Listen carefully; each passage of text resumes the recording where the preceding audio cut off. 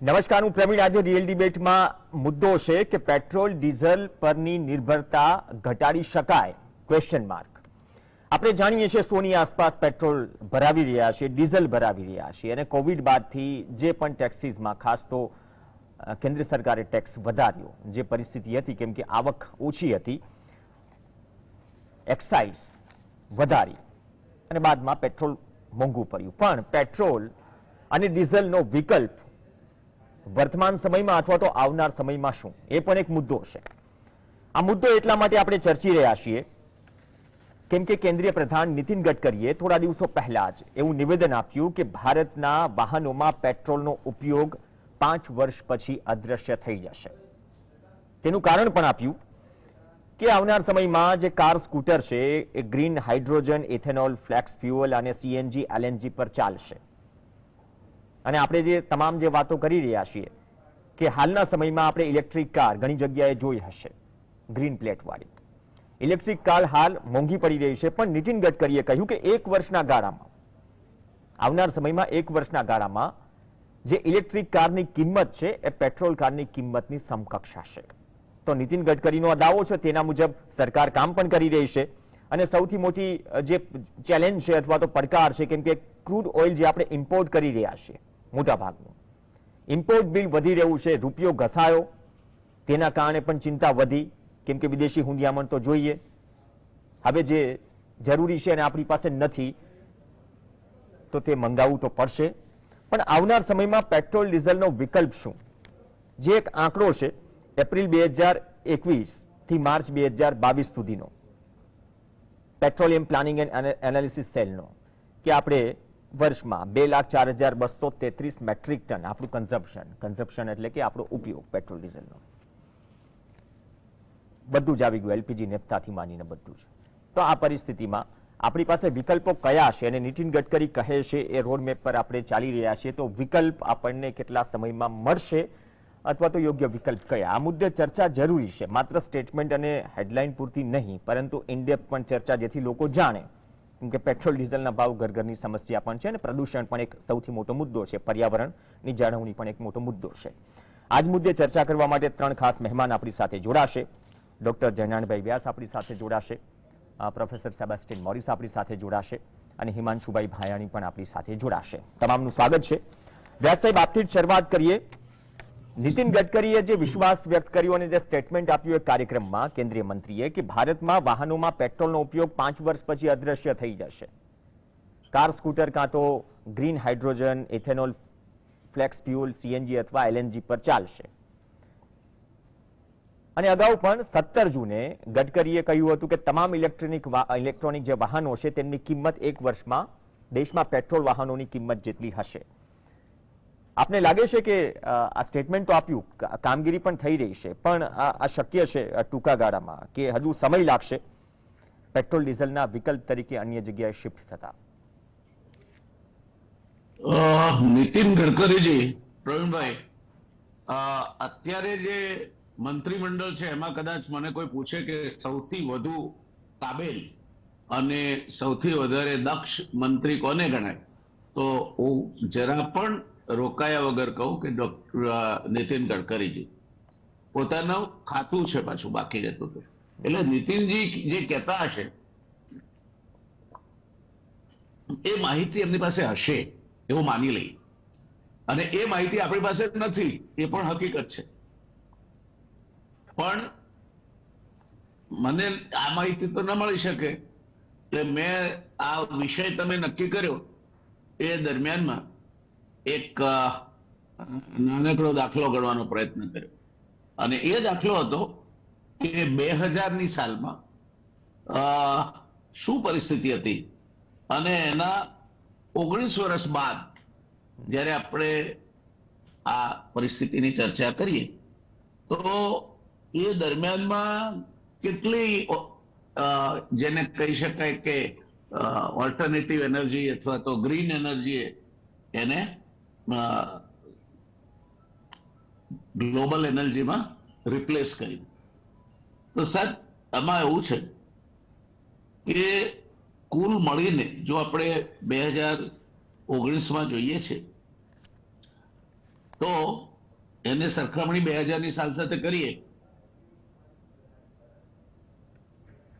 તો 2000માં 86.1% એનર્જી એ oil, call અને gas, જેને આપણે હવે બદલવાની વાત કરી રહ્યા છે. ગ્રીન એનર્જીની શોધ કરવી છે આપણે. અને ગ્રીન એનર્જી બે કારણસર શોધ કરવી છે આપણે. એક તો જે પોલ્યુશન છે તે પોલ્યુશન ઘટે અને દુનિયા વધુ રહેવાલાયક બને. અને બીજું છે કારણ તેની કિંમતો પણ આપણને નથી પરવડતી. ભારતને તો ખાસ, કારણ કે ભારતમાં 80% કરતા વધારે ક્રૂડ ઓઇલ આયાત થાય છે.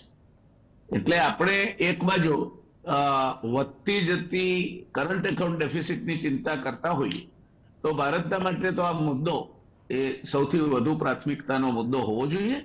અને એ વિભાગના મંત્રીશ્રી તરીકે નીતિનજી મને લાગે છે ત્યાં સુધી એમની સકારણ ચિંતા છે અને એમણે આપેલી માહિતી, મારી પાસે એવો કોઈ સોર્સ નથી કે જેના આધારે એને કહી શકાય કે ના, આ માહિતીમાં કઈ તથ્ય નથી. એટલે આપણે પાછળના 20 વર્ષમાં શું થયું એ જાણવાનો પ્રયત્ન કર્યો. તો આ જે 84.3% જે ઓઇલ, કોલ અને ગેસ એ 2019માં કેટલામાંથી ઘટીને થયું? 86.19%માંથી. એટલે ફરક કેટલો પડ્યો? 2%નો લગભગ. જો 2%નો ફરક પડતા 20 વર્ષ લાગતા હોય તો હું પણ ઇજનેરી ભણ્યો છું અને એનર્જી એ મારો વિષય રહ્યો છે. ચોક્કસ બદલાશે, આ પ્રમાણ બદલાશે, કારણ કે we will have to move to the alternative sources of energy. આપણે આપણી ચેનલ પર જ ચર્ચા કરી ગયા છે. પણ આપણે એટલા બધા ઉતાવળા ન થઈએ કે આપણે એવા પ્રિડિક્શન કરીએ કે જેને કારણે કોઈ માણસને એની સાથે સંમત થવામાં તકલીફ પડે. એટલે 10 વર્ષમાં જો 20 વર્ષ 2010 અને 2019 એટલે 10 વર્ષ થાય, આપણે 10 વર્ષ લઈએ તો એમાં પણ કઈ 1%થી વધારે થયો નથી. અને 2000 અને 2019ના 19 વર્ષમાં ગ્લોબલ એનર્જી સિનેરિયો જોઈએ તો 84.3 એને 86.1 માંથી બાદ કરો એટલે 2%થી ઓછો ઘટાડો થયો છે. હવે આ બધું બદલાઈ જઈ અને એકદમ આપણે કહીએ કે રિન્યુએબલ એનર્જી પર ચાલતું છે, દેશમાં પણ એ માટેની વ્યવસ્થા થશે, એના માટેના બાયોફ્યુઅલ્સ આપણે તૈયાર કરીશું અને વાહનો પણ એના ઉપર દોડતા થઈ જશે, પાવર હાઉસ પણ એના ઉપર દોડતું થઈ જશે, ટ્રેનો પણ એના ઉપર દોડતી થઈ જશે. એ સામાન્ય રીતે માનવાનું કારણ મળતું નથી. તો આ 20 વર્ષમાં અત્યારે આપણે શું પરિસ્થિતિ છે? 2019નો જો આપણે આંકડા જોઈએ તો 2019માં 84.3% તો આ જ છે, ઓઇલ, કોલ અને ગેસ. તો બાકી કેટલું રહ્યું? બાકી રહ્યું 15 જેટલું, લગભગ ટુ બી પ્રિસાઇઝ 15.7%. હવે આ લો કાર્બન સોર્સિસમાં પહેલા 11.4 થતું હતું, 20 વર્ષમાં આપણે 15.7% પહોંચ્યા છે. એટલે ત્યાં પણ કઈ એકદમ ધમાકેદાર ફેરફાર થઈ ગયો હોય એવું દેખાતું નથી. So let us not be so optimistic that we ourselves score a self goal. તમે તો ક્રિકેટ રમો છો, ક્રિકેટની દિશામાં કહીએ તો હિટ વિકેટ કરવાનો ધંધો છે અને ફૂટબોલની દિશામાં કહીએ તો સેલ્ફ ગોલ. હવે એ માનવું કઈ રીતે? નીતિનજી માટે ખૂબ જ માન હોવા છતાં, ખૂબ જ સન્માન હોવા છતાં, દુનિયામાં જે આખી ટ્રેન્ડની જે પરિસ્થિતિ છે એ જોતા શું એટલે આવનાર 5 જ વર્ષમાં આ બધું થઈ જશે. I refuse to believe it because we are trained to question the statistics. And that tells me that it doesn't seem to be. હજુ નીતિનજીએ કદાચ 15-20 આવનાર 15-20 કહીને ગોળ રાખ્યું હોત તો મારા જેવા મૂળ માણસો એની સાથે સંમત થઈ જતો. But this seems to be too good to be true. So I think let us take this information with a pinch of salt No, no, not with a pinch of salt, but with a handful of salt. So let us not go daydreaming and rely upon the trend and rely upon the possibilities that are emerging on the horizon. Praveen bhai. Okay Sebastian sir, Vyas sir ने जो बात कही कि मतलब ये गोल 10, 15, 20 साल में अगर होता, चलो बोल दिया नितिन गडकरी जी ने, लेकिन हम ये भी समझने का प्रयास करेंगे आपके माध्यम से कि अभी एक्चुअल सिचुएशन क्या है। सबसे पहली बात तो कि पेट्रोल डीजल पर हमारी आत्मनिर्भरता कितनी है, पहला मुद्दा ये। और हमारे देश में एक साल में पेट्रोल डीजल का जो कंजप्शन है और जो इंपोर्ट बिल है वो हमारा कुल इंपोर्ट की कंपैरिजन में कितना है, अगर इसको हम समझे या फिर चैलेंज की तौर पर ले, और या हम थिंक कर रहे हैं या फिर बात कर रहे हैं कि ऐसा हम करेंगे 5 साल के बाद, पहले ये समझेंगे आपके माध्यम से। अच्छा देखो, अभी ये जो पेट्रोल और डीजल पे ऑलमोस्ट जैसे कि पेट्रोल और डीजल हमारा एनिमी है, ये जो सोच रहा है एकदम गलत है। Okay, now let me outline several things. Okay, India is short in India कम है, इंडिया में ज्यादा रिसोर्सेज नहीं है ऑयल और नेचुरल गैस का। We are not blessed with that. Coal तो ज्यादा है लेकिन कोल यूज करना मुश्किल है। और कोल का रिलेटिव प्राइस भी ऐसा हो रहा है कि if you put normal environmental standards जो इंडिया की तरफ से अच्छा होना चाहिए, not for the benefit of the world, तो उसके हिसाब से कोल का कंजम्पशन भी कम होते आएगा। Okay, so we our dependency on oil और नेचुरल गैस बढ़ेगा। ओके, और ये बढ़ना चाहिए। इसका कारण एक है कि देखो, अगर आप ऑयल और नेचुरल गैस देखा गया, they are the cheapest source of energy, okay, from the standpoint of capital cost. अगर आपको बहुत कम कैपिटल कॉस्ट पे आपका इंडस्ट्रियलाइजेशन चलाना है and we have to make the industrial transformation, then oil and ये जो compressed pipeline natural gas are good. Natural gas का भी कैपिटल कॉस्ट हाई है, लेकिन ठीक है, वो ले सकता है। So the point I'm trying to make is alternative sources of energy are expensive, okay? और उसका कैपिटल कॉस्ट से धक्का लग सकता है इंडस्ट्रियलाइजेशन। अभी हम ये सोचना चाहिए कि अगर हम यूएस यूरोप से कंपेयर किया गया तो उनका इंडस्ट्रियलाइजेशन आगे है। okay? They are already consuming 25 times more, 15 times more per person, commercial energy. okay? हमारे लोग अभी गोबर चला के जी रहा है। तो अगर इंक्लूसिव डेवलपमेंट चाहते हैं, इसका मतलब है कि पूरा देश को उठा के लेना है, तो हमारे energy consumption, particularly commercial energy consumption, GDP के ज्यादा से जीडीपी ग्रोथ रेट अगर x है, समझ लो कि 7% है, ऑयल का 8 होना चाहिए। ये नहीं है। इसका मतलब ये है कि हमारा डेवलपमेंट इज नॉट इंक्लूसिव। ये समझने की बात है। ओके, तो खैर एटलीस्ट जीडीपी ग्रोथ या उसके 1% कम होना चाहिए। Okay, even if there is efficiency of gains and so on, तो ये होना ही होना है। हमारे एनर्जी कंजम्पशन पर कैपिटा बढ़ते जाएगा और बढ़ते जाना चाहिए। और कोई अगर गवर्नमेंट इसको रुका दिया बाय क्रिएटिंग अनसर्टेनिटी, बहुत ही बुरा है। अभी मैं जो न्यूज़पेपर रिपोर्ट देख रहा हूं कि नितिन गडकरी जी ने जो कहा, इससे बेकार चीज कोई हो नहीं सकता है। ये बहुत ही डेंजरस है। देखो, एक बार उन्होंने कहा कि हम डीजल बैन करेंगे, और आप जानते हैं कि क्या ऑटोमोबाइल सेक्टर को हुआ। They were subject to such high uncertainty कि 3 साल के लिए उनका ग्रोथ 30%, उनका level of output 30% below 2017 level पे रहा। और अभी अभी वो उठकर अभी भी वो लेवल मैच नहीं किया है तो कोविड के बाद। ओके, तो जस्ट कैच अप कर रहा है। तो इतना ज्यादा अनसर्टेनिटी इकोनॉमी में डालने से, और ये बेसिक चीज की बात है, अगर ऐसे झटके से आप ऑयल और कोल और गैस के इधर ग्रीन हाइड्रोजन वगैरह पे नहीं जा सकते। उसका जो इन्वेस्टमेंट्स चाहिए वो इतना ज्यादा है, उसका जो ट्रांजिशन पाथ होना है वो इतना ज्यादा है कि आप इसको सोचने की बात है। अभी अब डीजल व्हीकल्स को बैन किया जाए, देखो एक साल में जो आप बेचता है डीजल व्हीकल, वो 10% 12% ऑफ द टोटल स्टॉक है। हाँ? तो वो 10% में आप समझ लो हाफ भी इलेक्ट्रिक हो गया, तो आपको कितना साल लगेगा to replace the current stock? वो क्या हम फेंक देंगे? इतने बड़े बड़े कार्स और जो हम लेके रखा है, कार्स, ट्रक्स, बसेस, हम उठा के फेंक देंगे क्या?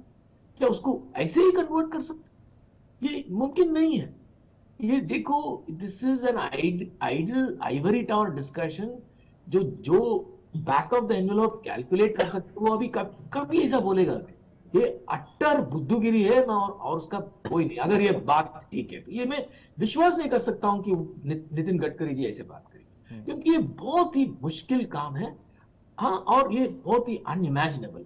अभी देखो, मैं इसका कोई एक डिटेल बता रहा हूं। ओके, एक तो मैंने बता दिया कि कैपिटल और एनर्जी, कैपिटल कॉस्ट की बात। द सेकंड थिंग इज, हम इस स्टेज ऑफ डेवलपमेंट पे है कि हमारे एनर्जी इंटेंसिटी बढ़ना चाहिए। और ये सब हम क्यों कर रहे हैं? कार्बन सेव करने के लिए। हाँ, यही तो एक बात है, हमारा कमिटमेंट है, तो हम कार्बन कम करने के लिए। अभी देखो, बहुत सारे चीज है which we can do which will have a massive effect on reducing carbon emissions। एक मैं बता रहा हूं, अगर आप एग्रीकल्चरल इलेक्ट्रिसिटी सब्सिडी को डायरेक्ट सब्सिडी किया जाए, ट्रेडेबल बना दिया, जैसे मेरे पेपर में लिखा है, किया गया, तो इलेक्ट्रिसिटी वेस्ट जो अभी एग्रीकल्चर में हो रहा है, गुजरात में देखो हम सप्लाई कर रहे हैं 600 फीट 800 फीट नीचे पानी निकाल के एग्रीकल्चर कर रहा है। लेकिन क्यों कर रहा है? क्योंकि उनको जीरो प्राइस में मिल रहा है, हाँ, इलेक्ट्रिसिटी। करेक्ट। तो उसका जो फसल होता है, उसका टोटल वैल्यू इलेक्ट्रिसिटी वैल्यू से कम है। हाँ? तो हम नेगेटिव वैल्यू एडेड कर रहे हैं इस देश में। Okay, by subsidising electricity for the farmer through price subsidy. उनको जो सब्सिडी चाहिए, तो उनको आप एंडाउमेंट सब्सिडी दीजिए, उनको आप इतना यूनिट्स ऑफ इलेक्ट्रिसिटी दे दीजिए, और बोलो कि देखिए आप इतने तक कंज्यूम कर सकते हैं, उससे ज्यादा करना है तो आप प्राइस पे ले लीजिए, और आपका कम है तो आप बेच सकते हैं। हमने एक एक्सपेरिमेंट गुजरात में ही किया था, हमारे दोस्त के वन पर्सन कॉल्ड विजय मोदी, प्रोफेसर मोदी। एक फीडर, 2 फीडर हम लेकर के उस पर 4 महीने में हम 25% एफिशिएंसी गेन बताया, ठीक, by creating a direct subsidies. उनको रिबेट मिलता है कि आप सेव कर लीजिए, तो हम सेव करने से आपको 2 रुपया दे देंगे। तो इससे बहुत सारे फार्मर्स ने सेव किया। तो अगर आप इलेक्ट्रिसिटी एग्रीकल्चरल सेक्टर में करेक्ट सब्सिडाइजेशन किया गया, तो मेरे ख्याल से a significant amount of carbon can be saved, which will be equivalent to equal to 5% of our automobile load going electric। हाँ, ये एक बात है। दूसरी ये बात है कि हमारे सिटीज का ट्रैफिक ले लीजिए, बहुत सारे इमोशनल रिस्ट्रिक्शंस है ट्रैफिक स्पीड पर। कोई एक मंदिर है छोटा सा, कोई एक दुकान है, हाँ, कोई एक मस्जिद है, जो भी है, जो बीच बीच में रिलीजियस स्ट्रक्चर्स बहुत आ गए। दूसरी बात यह है कि बहुत सारे पेड़, ये एनवायरमेंटलिस्ट कोई पेड़ काटने नहीं देता, रोड के बीच में हो तो फिर तो भी नहीं काटता है। तो इसका कारण क्या है? इसका रिजल्ट क्या है? इसका रिजल्ट ये है कि ट्रैफिक इतना स्लो हो जाता है इंडिया में, ओके, कि वो ज्यादातर जो फ्यूल हम वेस्ट कर रहे हैं वो ट्रैफिक पर रुकते रुकते ही हम चला रहे हैं। तो अगर हमारा ट्रैफिक थोड़ा 5% स्पीड बढ़ गया, तो हमारा एनर्जी सेविंग 15%, 3 टाइम्स मोर होता है। इलास्टिसिटी इज 3, और उससे हम अगर back of the envelope calculation कर दिया, तो अनदर 3 to 4% जो इलेक्ट्रिफिकेशन पे आ जाएंगे saving in terms of carbon emission, उससे ज्यादा आ सकता है। ओके, तो ये अभी इतनी बात है। तो हमारे एक देश है कि we are known for stupidity.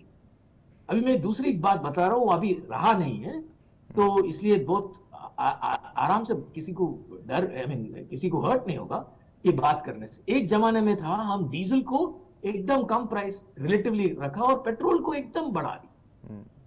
तो क्या किया हमारे रिफाइनरीज, उन लोग पेट्रोल डीजल प्रोड्यूस करने के लिए रहा, एक्स्ट्रा पेट्रोल आ गया, तो एक्स्ट्रा पेट्रोल को बाहर भेजो, हाँ, और डीजल को एक्स्ट्रा पेट्रोल को बाहर भेजो और डीजल को इंपोर्ट करो। तो अननेसेसरी हमारे जो शिपिंग कॉर्पोरेशन है वो शिपिंग करतेगा, उसका वेस्ट हो गया है। ओके, तो ऐसे हम एक एक चीज अगर चुन के देखा गया, ओके, तो बहुत सारे इनएफिशिएंसी बढ़कर रहा है। अभी मैं दूसरी बात बता रहा हूं, ओके, हमारे जो रेलवे के फ्रेट प्राइस है, रेलवे फ्रेट को इतना बढ़ा करके रखा है क्योंकि उन्हें क्रॉस सब्सिडी करना चाहिए इस करने के लिए कि ऑल द फ्रेट जो रेल उठा सकता था वो रोड पर है, रोड को डिस्ट्रॉय कर रहा है और डीजल यूज कर रहा है। क्योंकि अभी आप स्टील ऑन स्टील देख लीजिए, उसका फ्रिक्शन इतना लो है, आप एक टन किलोमीटर को एनर्जी कॉस्ट ही देख लीजिए, डीजल कितना लगता है रोड पे जाने के लिए। इवन एफिशिएंट हो जो 6 व्हीलर रोड व्हीकल्स है वो अच्छा है रोड व्हीकल्स के हिसाब से, उसका आप एफिशिएंसी देख लीजिए, energy efficiency, that means 1 tonne kilometre के लिए कितना डीजल लगता है, और रेल का देखो कितना लगता है। ओके, मेरे ख्याल से रेल को आपको 1/15 लगता है, 6% लगता है, इतना कम है। ओके, तो हम एक देश है जो मॉडल शिफ्ट रेलवे से उतार के रोड पर चला गया है। ओके, हमारे फ्रेट इंडिपेंडेंस पे 60% 70% रेल पे था, तो अभी हम 20% से कम आ गया है। ओके, इसका कारण क्या है? प्राइसिंग। हमने इतना गधागिरी से प्राइस किया है कि रेलवे का फ्रेट हम बढ़ा के रखा है। तो इसका रिजल्ट क्या है? All the freight is on the road, pounding the roads. Railway जो फ्रेट उठा सकता था वो नहीं कर रहा है। तो इंडियन रेलवे और चाइनीज रेलवे एक जमाने में एक जैसे था, टोटल लेंथ। तो Chinese railway used to carry 8 times more freight than the Indian railway, क्योंकि उन लोग ने ऐसे कुछ डिस्टॉर्शन नहीं किया। तो आप ये तीनों देख रहे, agricultural distortion, bad design and emotional design of हमारे अर्बन सिस्टम्स, और ये जो रेलवे की बात की जाए, रेलवे मिसप्राइसिंग जो हाईवे पे लोड आ जाता है, ये तीनों को अब पहले सॉल्व किया जाए तो हमारे जो करंट इलेक्ट्रिफिकेशन ईवी प्रोग्राम है उसका 40% जो कार्बन एमिशन है वो 1 साल 2 साल में हम नेगेट कर सकता है। ओके, तो ये सब लो हैंगिंग फ्रूट्स जो इकोनॉमिस्ट कहते हैं हमारे सामने है, लेकिन ये आदमी को बैन करना चाहता है। तो वो क्या नेशन डिस्ट्रॉय करना चाहता है? ये जो श्रीलंका की आप बात ने पहले किया था, दिस विल बी और श्रीलंकन मोमेंट, अगर ये एक्चुअली किया गया कि तो इनका पावर अगर इतना ज्यादा है and they want to bring about such things, they will destroy the nation, क्योंकि इतना जल्दी नहीं होगा। इसका मतलब ये नहीं है कि हम should not go into clean energy, वो तो करना ही है, लेकिन उसका टाइम, उसका स्पेस है, उसका कॉस्ट है।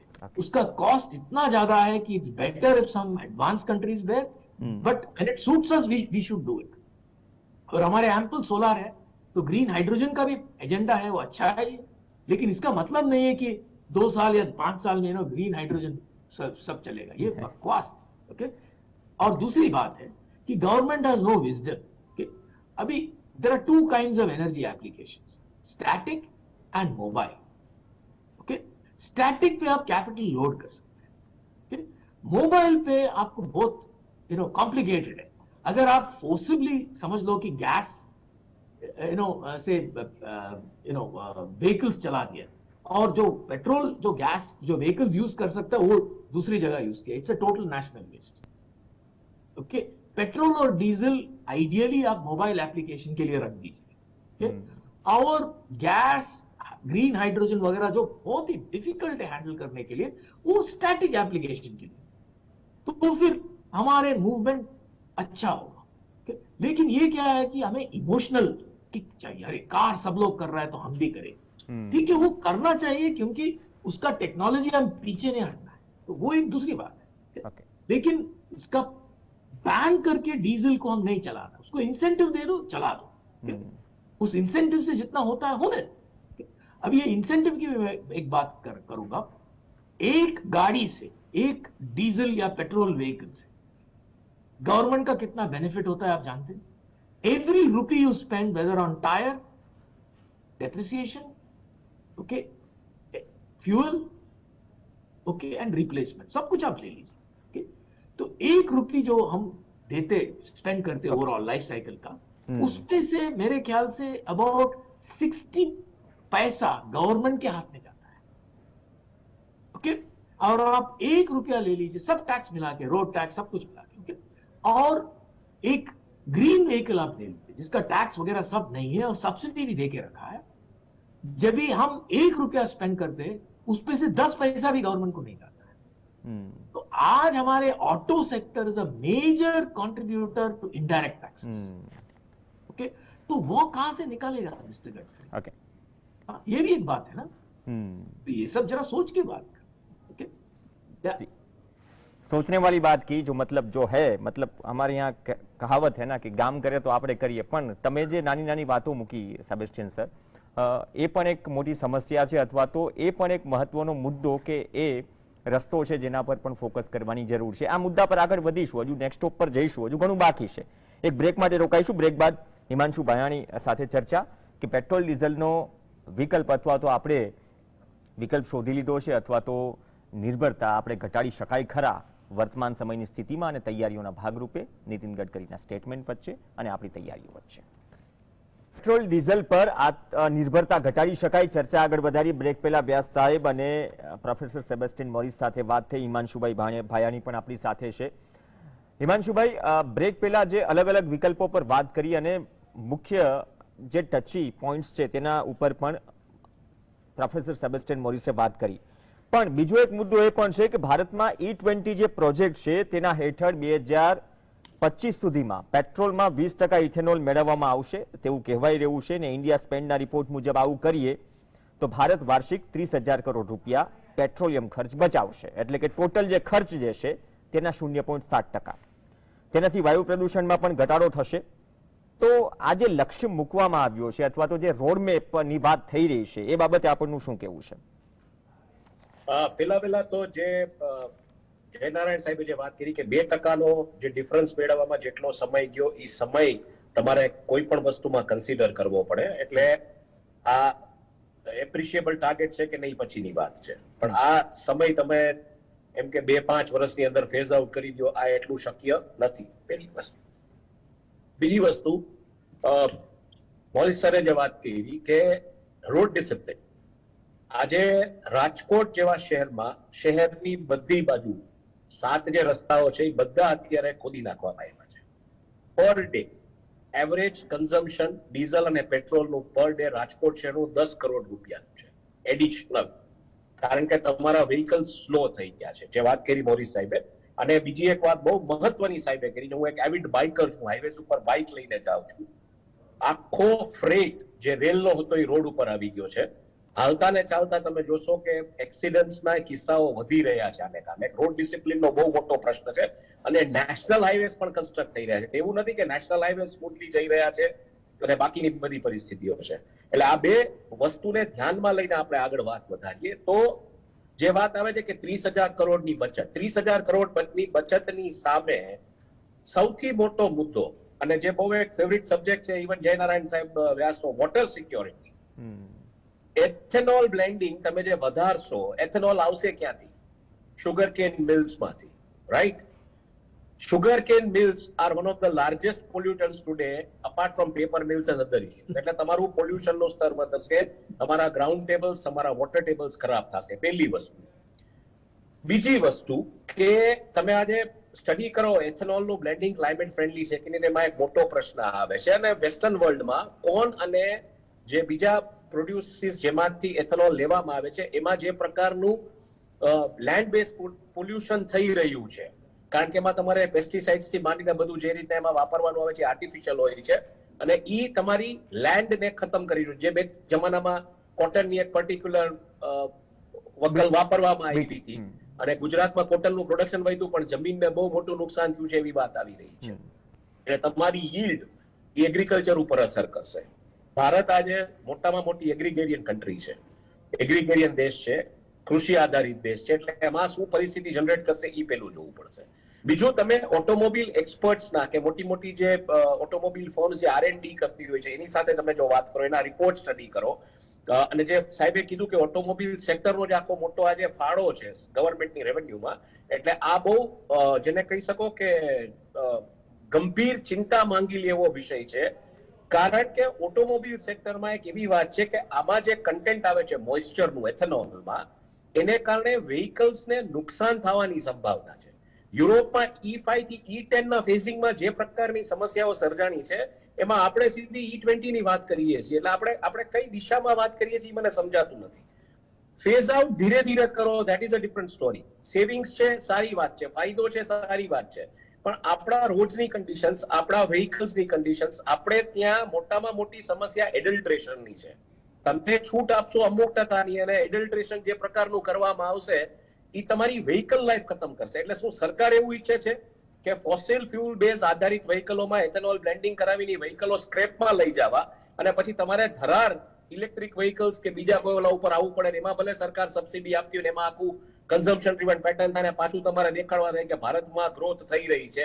કારણ કે તમારું કોઈ ટ્રેડિશનલ વ્હીકલ છે, ટુ વ્હીલર પેટ્રોલ ડ્રીવન, એ તમને 70,000 થી 80,000 રૂપિયામાં મળે છે, જ્યારે તમને સબસિડી વાળું ઈ વ્હીકલ છે એ લાખ રૂપિયાથી નીચે નથી મળતું. તો તમે આ દેખાડવા માંગો છો, પહેલી વસ્તુ. બીજું કે એથેનોલની જે કેલોરીફિક વેલ્યુ છે જે તમને મળે છે, એમાં જે ફ્યુલની જે એફિશિયન્સી છે એ કમ્પેરેટિવલી જ્યારે તમે બ્લેન્ડ કરો છો ત્યારે એ ઓછી થઈ જાય છે, એટલે તમારું ફ્યુલ કન્ઝમ્પશન ઓટોમેટિકલી વધવાનું. એટલે આ બધા પ્રશ્નો છે. એટલે આમાં 30,000 કરોડનો આંકડો મેળવવા જતા બાકીનું બધું શું નુકસાન જશે એ 100% કન્સિડર કરવું પડશે. અને મને મોરી સાહેબની વાત એક બહુ પરફેક્ટ, મને ઇક્વેશન પરફેક્ટ લાગે છે કે સ્ટેટિક અને મોબિલિટી આ બે વસ્તુમાં જો તમે ધ્યાનમાં લઈને ચાલતા હો તો સ્ટેટિક જેટલી તમારી એનર્જી એસ્ટાબ્લિશમેન્ટ છે એમાં તમે ક્લીન એન્ડ ગ્રીન ફ્યુલ્સ વાપરો, અને તમે આ બધી જે મોબિલિટી વાળી જેટલો એપ્લિકેશન વાળો એરિયા છે એમાં તમે અત્યારે પેટ્રોલ ડીઝલ ને ધીરે ધીરે એને ફેઝ આઉટ કરો. એક જમાનામાં આજથી 20 વર્ષ પહેલા તમને કોઈ સીએનજી પીએનજી ની વાત કરે તો એટલા બધા પમ્પ્સ કે સ્ટેશન્સ કે ગ્રીડ નહોતી. આજે થઈ ગયા છે, પણ આજે સીએનજી પીએનજી ની ગ્રીડ કે પમ્પ સ્ટેશન્સમાં સમસ્યા શું છે કે જે પ્રેશરથી ગેસ ફિલ થવો જોઈએ એ બહુ સિલેક્ટેડ પમ્પ્સ ઉપર જ હોય છે. કારણ કે બુલેટેડ કેપ્સ્યુલ ફોર્મમાં આવે છે અને એમાં ઘણી વખત પ્રેશર નથી હોતું. એટલે આ બધી સમસ્યાઓ છે, આ બધા ફેક્ટર્સ છે, આને તમારે ક્યાંક હજી કન્સિડર કરવા પડશે. આ કોઈ એવી વાત નથી કે તમારા બાથરૂમમાં એક નાનકડો શોકેસ હોય જેમાં તમારા બ્રશ ને ટ્યુબ ને ટૂથપેસ્ટ લેતા હોય, તમે એમ કહી દો કે આ કાઢીને ફેંકી દો અને માર્બલ નો શોકેસ લગાડી દો. પ્લીઝ, આ એવું નથી.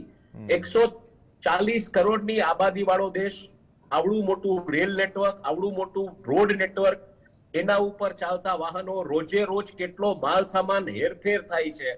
આ બધી વસ્તુ, આ બધી પરિસ્થિતિને કન્સિડર કરીને તમારે ધીરે ધીરે ફેઝ આઉટ કરવું પડે. અનફોર્ચ્યુનેટલી આ દેશમાં અત્યારે પરિસ્થિતિ એવી થઈ ગઈ છે કે બધું ફેઝ આઉટ થઈ શકે છે 2-5 વર્ષની અંદર. કોઈ એક સપોર્ટ સિસ્ટમ થી કે કોઈ વોઇસ આવે ને ટ્રોલિંગ થાય ને સોશિયલ મીડિયામાં વાગે ને બધું થાય, પણ આવા સ્ટેટમેન્ટ મારનારા જ ફેઝ આઉટ નથી થઈ શકતા. સૌથી મોટી સમસ્યા જે આ દેશની આ છે. એટલે આ બધું જે ફેઝિંગ આઉટ કરવું, રાતોરાત કરવું, જ્યારે સિમેન્ટ પ્રાઇસિંગ ની વાત આવી હતી ત્યારે જે સિમેન્ટ જે ભાવે લેવાની વાત કરી હતી ને, ત્યારે હું એક ન્યૂઝ વાયર એજન્સીમાં હતો અને મોટા ભાગના સિમેન્ટ મેન્યુફેક્ચરર્સનું એક જ સ્ટેટમેન્ટ હતું કે આ ભાવમાં રેતીએ નહીં મળે. એટલે આ છે ને જે સડનલી રાતોરાત બધું ચેન્જ કરી નાખવું છે, આમ જ કરી નાખવું છે. આ તમે ઘર નથી બનાવતા ને આ કોઈ ઘર તોડીને ઊભું નથી કરવાનું 6 મહિનામાં. આખો દેશ, આખી સિસ્ટમ, અને જે મોરી સાહેબે જે ચિંતા વ્યક્ત કરી છે કે આટલા બધા વ્હીકલ્સ તમે લઈ ક્યાં જાશો, એને તમે જંકયાર્ડમાં લઈ જાશો, ક્યાં લઈ જાશો, શું કરશો એનું? એટલે આ બધા પ્રશ્નો છે. એટલે 30,000 કરોડની બચતની સામે જે 16 પૈસા અત્યારે સરકારને આ પ્રકારની સિસ્ટમમાંથી મળી રહ્યા છે દર રૂપિયે, અને ઓલામાં 10 પૈસાથી ઓછું વળતર છે, તો લોંગ ટર્મમાં સરકારની ગણતરી 16 ની બદલે 36 પૈસાની તો નથી ને. એક વખત તમને કોઈ એનર્જી કન્ઝમ્પશનની આદત પડે, પછી તમને ઇલેક્ટ્રિસિટીના બિલમાં ઝટકાવે. કારણ કે એક લીડિંગ કન્સલ્ટિંગ ફર્મનો રિપોર્ટ પણ છે કે અત્યારે તમને જે એનર્જી જે કોસ્ટે મળી રહી છે, સોલાર કે નેચરલ કે જે પણ કાંઈ, એ કોસ્ટ આગામી દિવસોમાં વધવાની છે. એટલે આ બધા ફેક્ટર્સ તમારે કન્સિડર કરવા પડશે. માત્ર તમારો ઓલો કે ને કે સરકાર નામની એક ફિલ્મમાં એક ડાયલોગ હતો જેમાં અમિતાભ બચ્ચન કે છે ઓલાને કે મણી से तुमसे कितनी बार कहा है कि नजदीकी फायदा देखने से पहले दूर का नुकसान सोच लिया करो. એટલે નજદીકનો જે 30,000 કરોડનો ફાયદો જોતા ક્યાં દૂરનું નુકસાન ન થાય એ ખાસ જોવું પડશે આમાં. અને આ બધા ફેક્ટર્સ મેં તમને કીધા છે.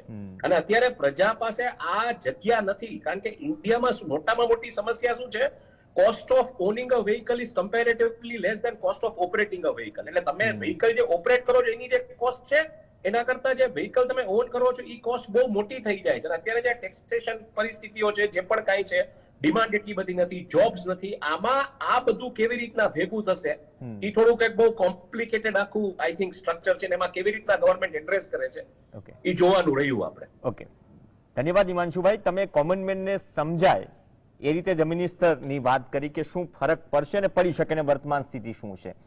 વ્યાસ સાહેબ, જે રીતે ઇથેનોલનો મુદ્દો ટચ કર્યો હિમાંશુભાઈએ, તો હવે ઇથેનોલના વપરાશની વાત થઈ રહી છે, વધારવાની વપરાશની. આપણે એસએપી જ્યારે યુપીમાં વધારી સ્ટેટ એડવાઇસ પ્રાઇસ, ત્યારે પણ ચર્ચા થઈ હતી ઇથેનોલ બનશે, ફરી વેચાશે.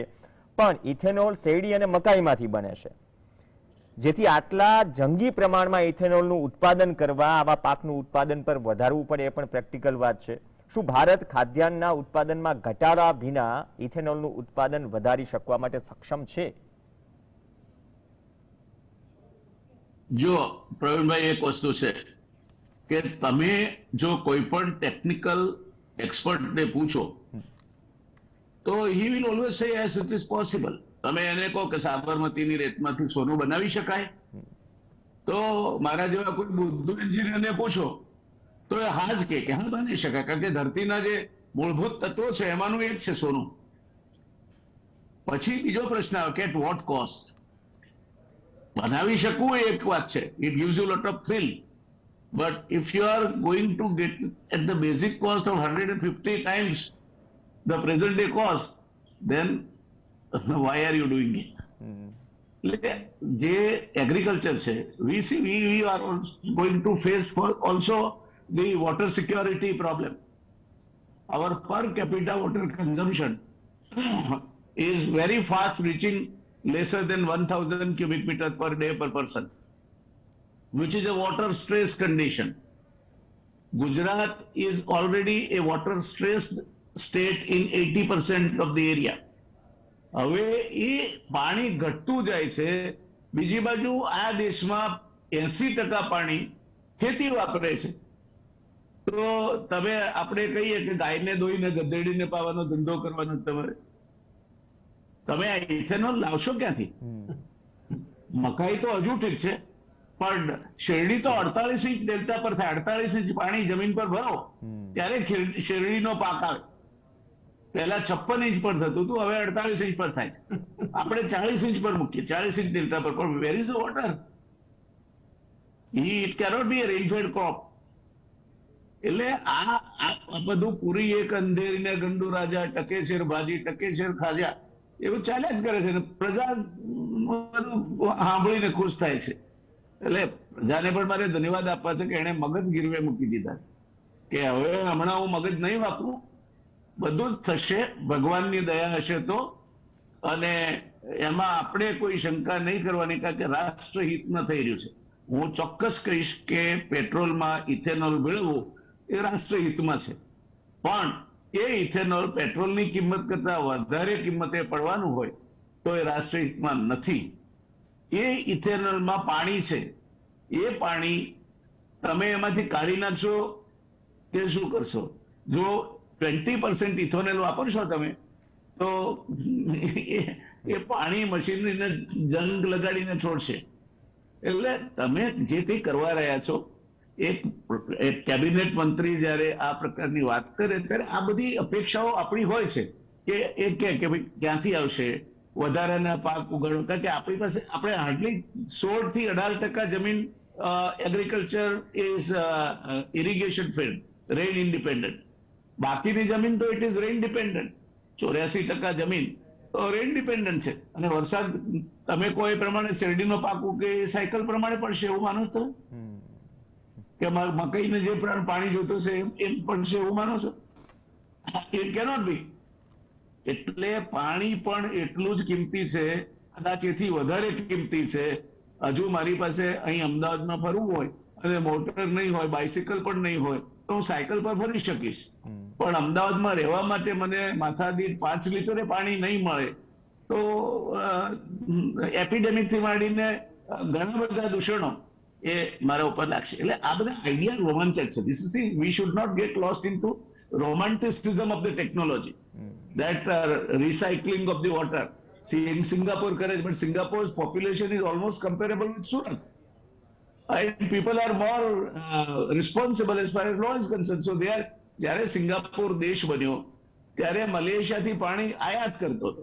હવે સિંગાપોર મલેશિયા વિકાસ કરે છે પાણી, અને ત્યાં જે વરસાદનું પાણી પડે છે એ ટીપે ટૂંકું જાળવી લે છે. સુએજનું પાણી છે નાવા ધોવાનું ને બાકીનું પાણી, એમાંથી એ તમને 40 થી 50% રિસાયકલ કરીને ભેળવે છે આ પાણી સાથે. એટલે જે આપણે ત્યાં ઘણા લોકો કે હું સિંગાપોર જઈ આવ્યો, તો એમને આપણે આરામથી કહી શકીએ કે પાણી કેવું હતું, કીધું કે અરે ત્યાં તો ટેપ વોટર આવે, તરત બધું સ્પષ્ટ જ હોય. એ 50% પાણી કે 40% પાણી એ સુએજમાંથી આપણને શુદ્ધ કરીને પીવડાવે છે, એ ચાલે છે આપણે. એટલે આપણે સમસ્યાઓ બીજી કઈ રીતે થાય? The problems which are contingent with some solution. એટલે તમે એવું ના કરો કે એક સોલ્યુશન તો વર્કઆઉટ કરે કે ના કરે, પણ એના સાથે બીજી 10 સમસ્યાનો તમને 1:9 ફ્રી, એવું તો નહીં થવું જોઈએ ને. એટલે these are the issues which should be given due thought, and I am sure a very studied minister like Mr. Gadkari એમણે વિચાર્યું છે. પણ અત્યારે શું વાંધો છે? અત્યારે તમે કહો 5 વર્ષ પછી દેખા જાયગા, તો આપણા લોકશાહી દેશમાં 5 વર્ષ પછી જે આવશે જવાબ આપશે કે ગડકરી સાહેબે આવું કહ્યું હતું, તમે કરવામાં નિષ્ફળ ગયા. એટલે આપણા ત્યાં પ્રજા છે ને, પ્રજા મહાન છે, અને પ્રજા મહાન છે એટલે આપણો દેશ મહાન છે. So I think let us be realistic. આ જે વિચાર છે તે સારો છે. વિચાર સાબરમતીની રેતમાંથી સોનું બનાવવા જેવો છે, પણ વાયેબલ છે. એટલે not economically, technical point of view. પણ ત્યાર પછીના બધા જ મુદ્દા એવા છે જે ચિંતા કરાવે. અને બોરિસ સાહેબે જે કહ્યું ને ટ્રાન્સપોર્ટ વાળું, એ તો સ્ટુપિડ હોરિબલ મુદ્દો છે. આપણી રેલવે ફ્રેટ ઉપર એટલા પૈસા લગાડે છે વાયેબલ બનવા માટે કે પેસેન્જર ના સબસિડી મળે, cross which is so heavy, અને ફ્રેટ છે એ એવા બને કે પછી ટ્રક વાળાને એ ધંધો મળે. એટલે આપણે મૂર્ખાઓ આ બધું જાણવા છતાંય બજેટ આવે ત્યાં રેલવે ભાડા કેટલા ઘટ્યા. અરે ભાઈ, ક્યાં જે તમને મળે છે એનાથી બમણા ભાડામાં રેલવે ખોટ કરશે મુસાફરોને. એટલે મુસાફરીમાં તમારે બધું મફત જોઈએ છે, અને આડકતરી રીતે તમે ચૂકવવા તૈયાર છો ફ્રેટ વધે એના કારણે. કારણ કે ફ્રેટ તો રોડ થી આવે છે. Almost 80% of the freight is moved by road.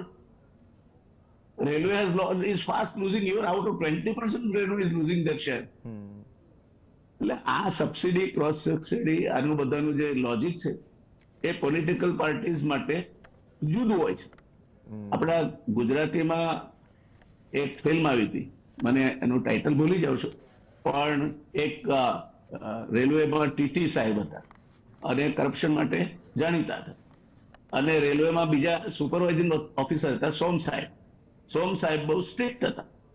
એટલે એમણે એમને પકડ્યા પછી દરમિયાનમાં સોમ સાહેબ રજા ઉપર ગયા અને નળ સરોવર બાજુના ગામડામાં પક્ષીઓ જોવા ગયા. એમાં એમને આ માણસની વાગ્દત્તા મળી, પત્ની મળી એમ કહેતો ચાલે. અને એને જોયું કે આ બિચારી એની સેવા કરી કે આ બિચારી ભોળી ભાળી છોકરી, હું એના પતિને ઘરે કાઢી મૂકીશ તો કઈ રીતે જીવશે? ખાવા પીવાનું તો કઈ હશે નહીં. એટલે પહેલી વાર જિંદગીમાં એમણે કન્સેશન આપીને પેલાને છોડી મૂક્યો એમની ઇન્કવાયરી. ત્યારે પછી છેલ્લે અંતમાં એ માણસનો કાગળ આવે છે એની પત્ની ઉપર કે સોમ સાહેબ પણ મને કશું કરી શક્યા નથી, અને હવે ઉલટાની મારી બદલી રાજકોટ જંકશને થઈ છે. અને જંકશન એટલે વધારે ધંધો અને વધારે આવક. હવે તમે વિચાર કરો કે આ સોમ સાહેબની સહૃદયતા આના મગજમાં ક્યાંય નથી કે તો રાજકોટમાં જઈને વધારે ધંધો કરવો છે. એટલે આ પરિસ્થિતિ છે. આપણે ભોળી પ્રજા છીએ, એટલા માટે તો આપણે વખતો વખત ગુલામ રહ્યા છીએ. સુરતની એક પેઢીએ જો બ્રિટિશરોને માત્ર 1 લાખ રૂપિયાની આંખ ના આપી હોત તો એ નાદાર થવાના હતા અને જતા રહ્યા. એનીવે આજનો વિષય નથી પ્રવીણભાઈ. જી, સાચી વાત કે ઘાટ કરતા ઘણામણ અને ઘણામણ મોંઘું પડે એના કરતા પણ બીજા ઘણા બધા મુદ્દાઓ છે એ ચર્ચાયા. થોડી સમયની મર્યાદા છે, પણ 2 સવાલ પ્રોફેસર સેબેસ્ટિયન મોરિસ અને હિમાંશુભાઈ માટે છે. मॉरिस सर, आपने पहले में ऑप्शनल जो चीजें ठीक करने की है उसके ऊपर बात की, लेकिन ये भी है कि फॉसिल फ्यूल से रिन्यूएबल एनर्जी के ऊपर मतलब ऐसी बात तो है नहीं कि स्विच ऑन से स्विच ऑफ कर दिया, लेकिन फिर भी हम क्लीन एनर्जी के संशोधन की व्यवस्था, संसाधनों की व्यवस्था, इंफ्रास्ट्रक्चर की और बाजार के हिसाब से, तैयारियों के हिसाब से अभी हम कितने पानी में हैं, मतलब कितने तैयार हैं? वापस जरा बता दीजिए हिंदी में जरा। हाँ? मतलब हम स्विच ओवर करने की बात करते हैं, ट्रांजिशन करने की बात करते हैं, हाँ, तो वर्तमान समय में हम इसके लिए कितना तैयार हैं, इंफ्रास्ट्रक्चर के हिसाब से और बाजार के हिसाब से? हाँ, देखो अभी ये बहुत बात करने की बात है। इंफ्रास्ट्रक्चर एक बात है, वो तो रेडी नहीं है अभी भी। शायद वो इलेक्ट्रिक व्हीकल्स के लिए कुछ 5 साल में कुछ ज्यादा रेडी होगा, इससे ज्यादा तो और कुछ होगा नहीं। एथेनॉल ब्लेंडिंग हो सकता है, लेकिन उसका बहुत डेंजर है, जैसे मिस्टर व्यास ने कहा, क्योंकि देखो अभी ये मैक्रो और माइक्रो लेवल दोनों पर प्रॉब्लम है। 10% तक ठीक है, लेकिन उससे ज्यादा अगर आप किया तो वो जो इंजन लाइफ वो सब आपको देखना पड़ेगा। But I would emphasize one macro problem. Okay, ये ज्यादा आप अगर अल्कोहल की तरफ चला गया था, इथेनॉल की तरफ, सी इंडिया का एक स्पेसिफिक सिचुएशन है कि हम लैंड अबंडेंट नहीं है।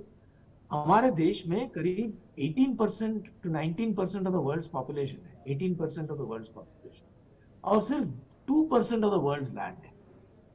ओके, आवर लैंड, जैसे मिस्टर व्यास ने कहा कि लोग बहुत ही इरिगेटेड है, कि बहुत वाटर यूज कर रहे हैं, ठीक है, और इसके हिसाब से हम मोर और लेस फूड का सेल्फ सफिशिएंसी है कि इन द लॉन्ग रन अगर हम डेवलप हो गया तो हम एग्रीकल्चरली इनएफिशिएंट हो जाएगा, क्योंकि हमारे वेज कॉस्ट इन एग्रीकल्चर बढ़ेगा।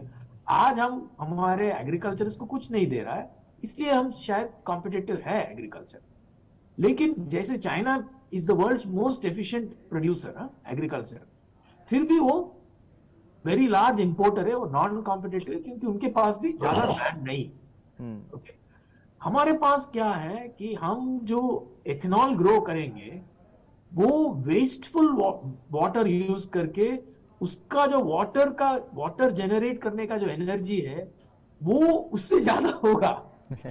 ओके, तो अभी ये सोचने की बात है कि how much of our land we can devote to ethanol और नॉन फूड क्रॉप्स। अभी ब्राजील किया, क्योंकि उनके पास उनका पॉपुलेशन कुछ 60 कुछ 100 मिलियन कुछ है, मुझे अभी याद नहीं है, और उनका लैंड एरिया 3 गुना है। okay?